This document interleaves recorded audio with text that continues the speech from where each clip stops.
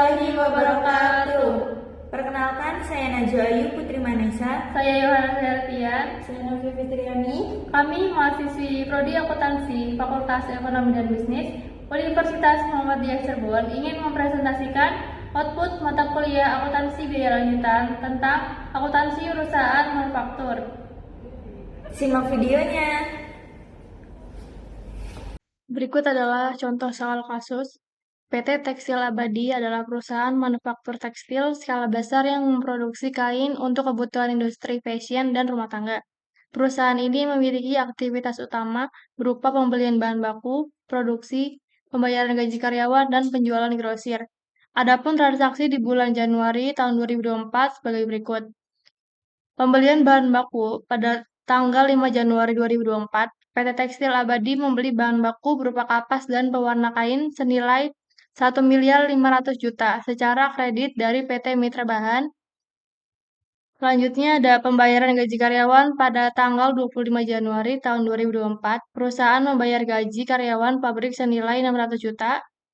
Alokasi biaya overhead pabrik selama bulan Januari, biaya overhead pabrik seperti listrik, air, dan perawatan mesin diakui sebesar 250 juta. Yang terakhir ada penjualan grosir pada tanggal 30 Januari tahun 2024. PT Tekstil Abadi menjual kain secara grosir kepada PT Toko Fashion senilai 2 miliar rupiah dengan pembayaran sebagian tunai 1,2 miliar dan sisanya secara kredit. Pertama, kita buat jurnal umum per 31 Januari pada tahun 2024, yaitu ada di tanggal 5 Januari tahun 2004, persediaan bahan baku pada utang usaha senilai 1.500.000.000 di debit, dan utang usahanya di kredit senilai 1.500.000.000. Selanjutnya ada pembayaran gaji karyawan, yaitu beban gaji pada kas senilai 600 juta di debit dan di kreditnya senilai 600 juta. Selanjutnya ada tanggal 30 Januari tahun 2004 senilai 250 juta di debit dan kreditnya yaitu 250 juta. Yang terakhir pada tanggal 30 Januari penjualannya senilai 2 miliar rupiah, di kasnya senilai 1.200.000.000 dan piutangnya yaitu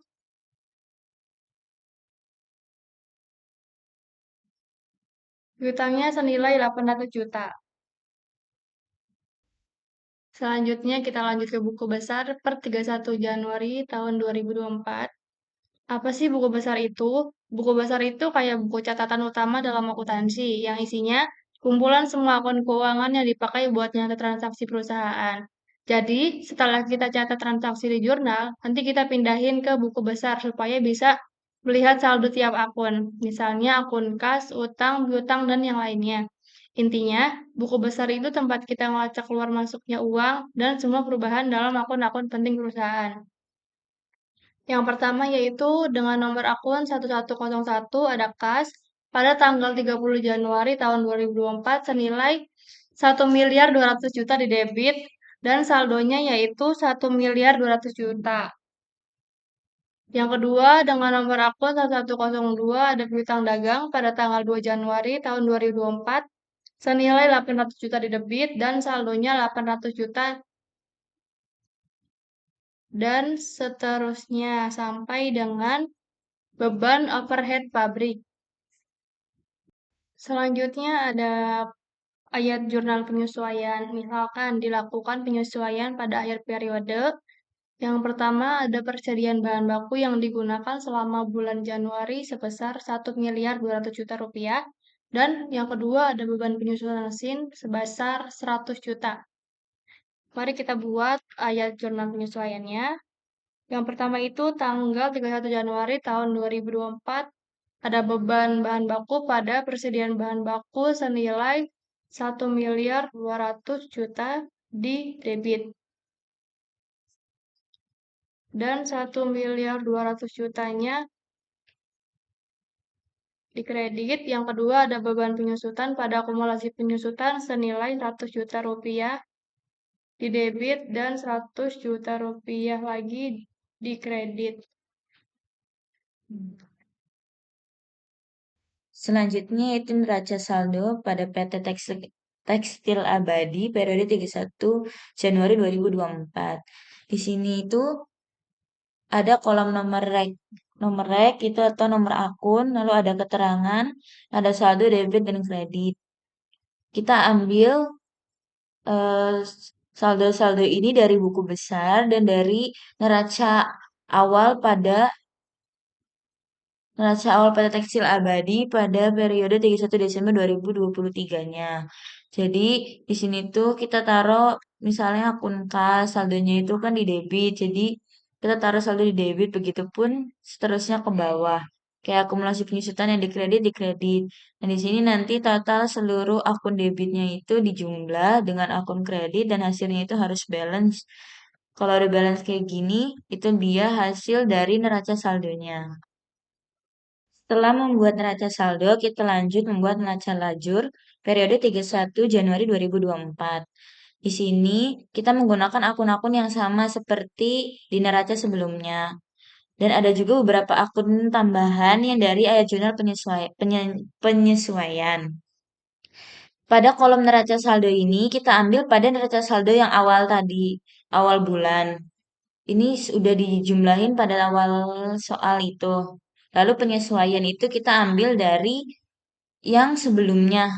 Yang setelah buku besar kita ambil neraca penyesuaian ini dari situ. Dan hasilnya itu semuanya harus balance ya. Pada kolom neraca balance, penyesuaian balance, dan selanjutnya itu ada neraca saldo setelah penyesuaian. Neraca saldo setelah penyesuaian ini yaitu dijumlah dari neraca saldo dijumlahkan dengan penyesuaian. Jadi semacamnya seperti saldo akhirnya. Misalnya di sini tuh udah kas. Kas itu kan di sininya kredit segini. 6.355.000 dan penyesuaiannya kosong. Maka nanti ditaruh lagi di kreditnya pun sama. Dan sebagai contoh lebih mudahnya, sebagai contoh lagi, di sini itu ada asuransi dibayar di muka. Asuransi dibayar di muka ini kan akun aslinya yaitu debit. Nah, di sini ada saldonya 750.000. Nah, pada penyesuaian itu di kredit 375. Maka hasilnya, karena asuransi dibayar di muka itu akun debit, jadi dari neraca saldo ini dikurangin sama ini, karena ininya kredit. Jadi ditaruhnya ini, 750.000 dikurangi 375.000. Jadi hasilnya segini. Begitupun seterusnya ke bawahnya. Dan hasil dari debit dan kredit pada kolom neraca saldo setelah penyesuaian ini pun harus sama. Dan selanjutnya itu ada pada kolom laba rugi. Di kolom laba rugi ini menyangkut akun-akun pendapatan dan beban. Di sini itu akun pendapatannya ada 74.450.000 dan akun-akun bebannya juga. Nah, kenapa ini hasil akhirnya tidak balance? Tidak apa-apa, bukan berarti salah, tapi memang hasilnya seperti ini. Begitupun akun neraca. Neraca pada kolom neraca ini biasanya diisi oleh akun 1, 2, dan 3 atau biasanya akun aktiva, akun utang, dan akun modal. Hasilnya pun sama, tidak balance pun tidak apa-apa, tetapi kita cari selisihnya. Misalnya di sini di kreditnya itu 74.450.000 dikurangin 57.230.000, hasilnya tuh 17.220.000. Begitupun pada kolom neraca. Jadi yang besarnya dikurangin dengan yang kecilnya. Dan hasil ininya yang harus balance. Kenapa? Karena menandakan apakah ini tuh laba atau rugi bagi perusahaan. Jika pada akun laba rugi selisihnya itu berada di debit dan pada akun neraca selisihnya di kredit berarti itu laba dan jika sebaliknya berarti itu artinya rugi. Dan untuk hasil akhirnya baru semuanya debit kredit itu harus balance. Setelah dari neraca lajur tadi, kita selanjutnya membuat laporan-laporan keuangan. Laporan keuangan yang pertama yaitu laporan laba rugi pada periode 31 Januari 2024 yang berisi akun pendapatan dan akun beban atau biaya. Cara menghitungnya yaitu pendapatan dikurangi total beban. Pendapatan jasa sebesar 74.450.000 dikurangi seluruh total beban 57.230.000, maka jadilah laba sebelum pajak, atau bisa dibilang juga laba dari perusahaan ini pada bulan Januari sebesar 17.220.000. Laporan selanjutnya ada laporan perubahan modal. Di sini ada modal dan juga laba. Modal sebesar 25 juta dan laba 17.220. Nah, modal dan laba ini ditambah hasilnya jadi 42.220 juta. 42.220. Nah, kemudian hasil modal dan laba ini dikurang dengan price sebesar 5 juta dengan modal akhir jadi 37.220.000 rupiah. Selanjutnya ada laporan neraca. Laporan neraca itu apa sih? Jadi laporan neraca itu ibarat foto keuangan perusahaan di satu waktu tertentu. Lewat laporan ini kita bisa lihat apa aja aset yang dimiliki perusahaan. Kemudian utang yang harus dibayar perusahaan dan sisa kekayaan yang benar-benar punya sendiri. Nah, dari laporan neraca PT Tekstil Abadi ini totalnya 57.975.000 rupiah. Alhamdulillah pemaparan materi sudah kami sampaikan.